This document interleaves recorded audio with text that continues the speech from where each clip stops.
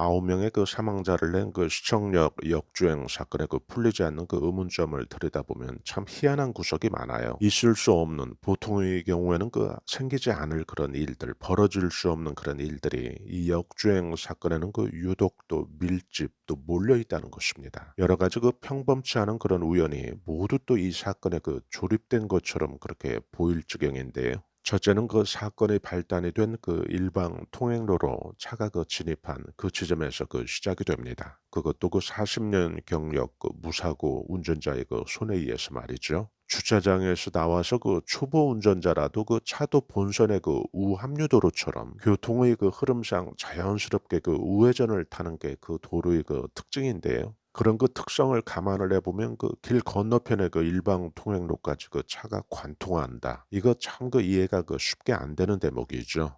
둘째는 그 왜 크락션이 울리지 않았냐는 거죠. 차량이 제어가 저 정도 안 될 정도면 100%그 크락션으로 그 손이 가는 게 정상 아닌가요? 차량 질주의 그 이상 상황인데요. 타인의 그 차량이나 또 타인에게 그 경보하지 않았는지 참 그 의문스럽습니다. 보통 이렇게 그 차가 그 제어가 안 될 정도면 자기 그 보호 방어 차원에서라도 본능적으로 운전자라면 그 크락션에 그 손이 갈 텐데요. 셋째는 그 역주행도 도심에서는 그 흔한 일이 아닌데요. 그 차가 또 인도를 또 타고 이렇게 올라올 경우 참 이런 경우가 얼마나 될까요? 왜 이번 사건에서는 그 우연히 이렇게 그 몰려 있는 것일까요? 넷째는 그 광란의 그 질주 차량의 그 끝입니다. 왜 그렇게 그 얌전히 그 자기 스스로 그 평상시처럼 또 끝에 가서는 그 제어가 됐을까요? 보통 이런 경우는 그 힘을 제어하지 못한 그 차량이기 때문에 차량이 어떤 그 도시의 그 구조물이라든지 차량이라든지 어떤 건물 벽을 들이받고 그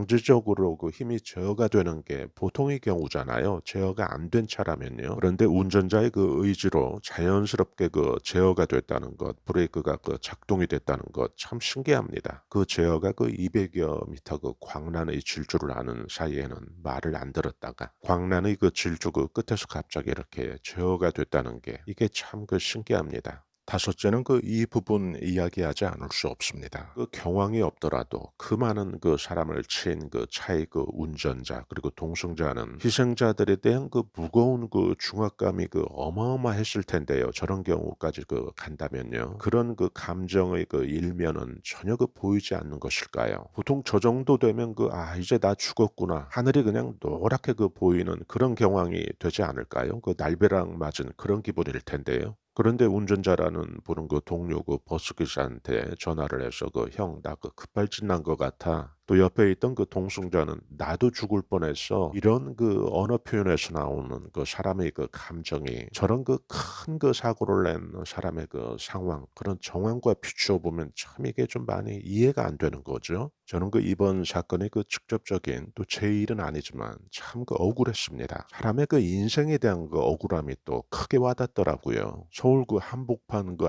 안전지대라고 할 수 있는 그 인도에서도 이렇게 죽음을 당할 수 있는 게 이게 그 인생인가? 이런 생각이 드니까 이게 산다는 것 그 자체가 말이죠. 죽어라 그 열심히 살아도 이런 그 불행이 또 우리 일이 될 수 있다는 그 사실이 인생이 너무 참 억울한 거예요.